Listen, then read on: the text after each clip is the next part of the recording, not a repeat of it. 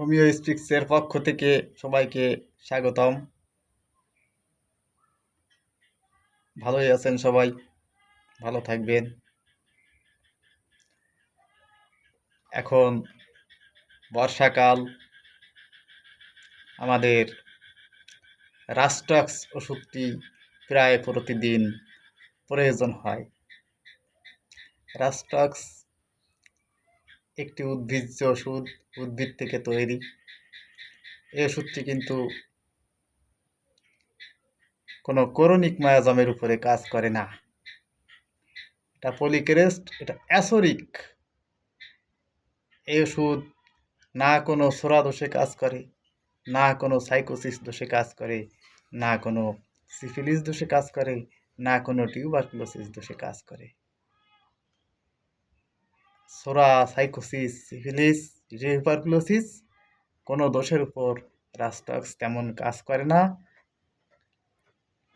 কিন্তু একে অ্যাসোরিক হিসেবে আলাদা একটা নামে চিহ্নিত করা হয়। এই রাস্টক্স ওষুধটা ব্যবহার করলে, ঠিক সময়ে ঠিক মতো যদি ব্যবহার করা যায়, ডাক্তারদের সুনাম অক্ষুণ্ণ থাকে। এখন রাস্টক্স রোগীকে কিভাবে চেনা যায়, কিভাবে বুঝে নিতে হবে যে এইটা রাস্টক্স রোগী? হ্যাঁ, রাস্টক্সের নিজস্ব কতকগুলো বৈশিষ্ট্য আছে। সেই বৈশিষ্ট্যগুলো যদি খেয়াল করা যায়, অন্য ওষুধ থেকে আলাদা করে নেওয়া যায়, তবে রাস্টক্স রোগীকে প্রয়োগ করে সুস্থ করা যায়। রাস্টক্স এর প্রধান কতকগুলো লক্ষণ হলো, প্রথম সঞ্চালনে বৃদ্ধি, অর্থাৎ সকালে ঘুম থেকে উঠে প্রথম পাটা সামনে এগোনোর সাথে বা হাতটা নাড়াতে গেলেই ব্যথাটা বৃদ্ধি পায়, কিন্তু কয়েকবার নড়তে নড়তে তারপর আর এই ব্যথা বাড়ে না, বেশ আরাম লাগে, উপশম লাগে। অর্থাৎ প্রথম নড়াচড়ায় বৃদ্ধি, কিন্তু ক্রমাগত নড়তে চড়তে ওই ব্যথার বৃদ্ধি হয় না, উপশম হয়। এটা হলো রাস্টক্সের প্রধান একটা বৈশিষ্ট্য। শারীরিক অস্থিরতাজনিত, এর ভিতরে শারীরিক একটা অস্থিরতা থাকে, অবিরত নড়াচড়ার ইচ্ছা হয় এবং তাতে উপশম। এই কথাটা বারবার বলেছি, এই কথাটা একেবারে সুন্দর করে মনে রাখতে হয়। তারপর কি হয়, রাস্টক্সকে চিনতে হলে আরও কিছু লক্ষণ আছে। যে কোনো একটা লক্ষণ দেখেই কোনো ওষুধ নির্বাচন করা ঠিক না। রাস্টক্স না, তাহলে এর দ্বিতীয় লক্ষণ, প্রধান নিজস্ব কথা হলো, রাত্রিকালে ও ঠান্ডায়, বিশেষত বর্ষার ভিজা ঠান্ডায় এই যন্ত্রণা, বাত, উপসর্গ এগুলো বৃদ্ধি পায়। আর এই ব্যথা বেদনা উত্তাপে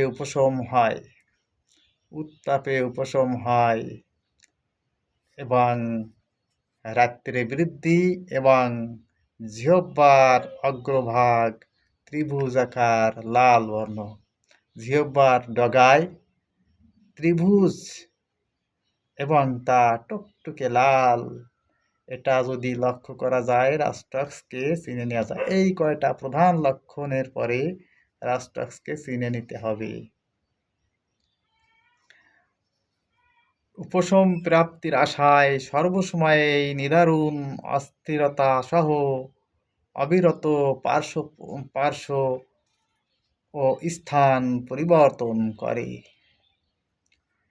রাস্টক্সের বৈশিষ্ট্যজনক ও চরিত্রগত প্রদর্শক লক্ষণ।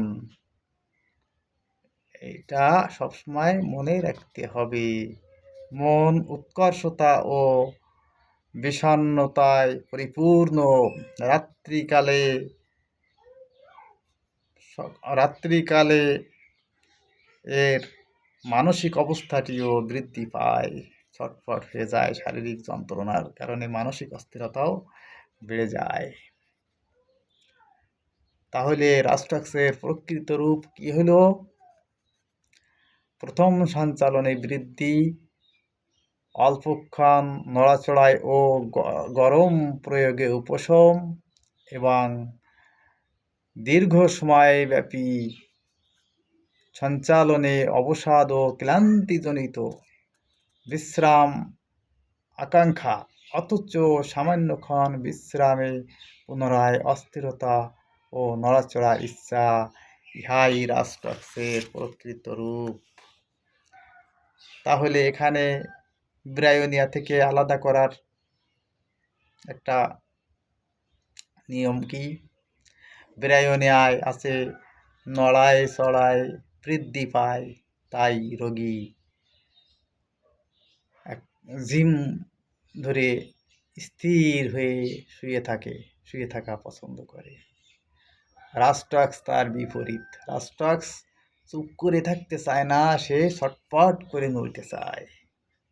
ব্রায়োনিয়া গরম কাতর, গরম সহ্য করতে পারে না। রাস্টাক্স শীত কাতর, এ ঠান্ডা সহ্য করতে পারে না।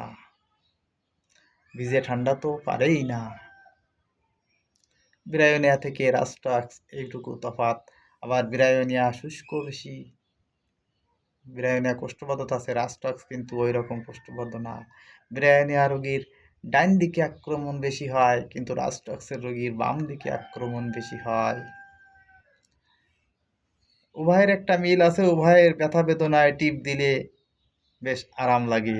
এখানে আর্নিকার বিষয় একটু আলাদা। আর্নিকার রোগী সে কিন্তু ব্যথাটা স্পর্শকাতর, সে বিছানাটাকেও শক্ত মনে করে।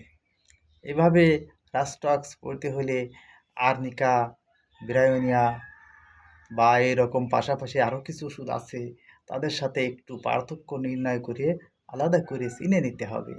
চিনে নিয়ে প্রয়োগ করলে ভালো ফল পাওয়া যাবে। রাস্টাক্স রাস্টাক্স ওষুধটি বেশিরভাগ সময়ে বাতের ব্যথা বেদনা বা জ্বরের মধ্যে শীত অবস্থা, ছটফটানি, এইগুলোতে বেশি ব্যবহৃত হয়, বেশি প্রয়োজন হয়। আজ এই অতি সংক্ষেপে এই ধারণাটুকু দিয়ে গেলাম। আশা করি সবাই উপকৃত হবেন। সবাই ভালো থাকুন, সুস্থ থাকুন। ধন্যবাদ।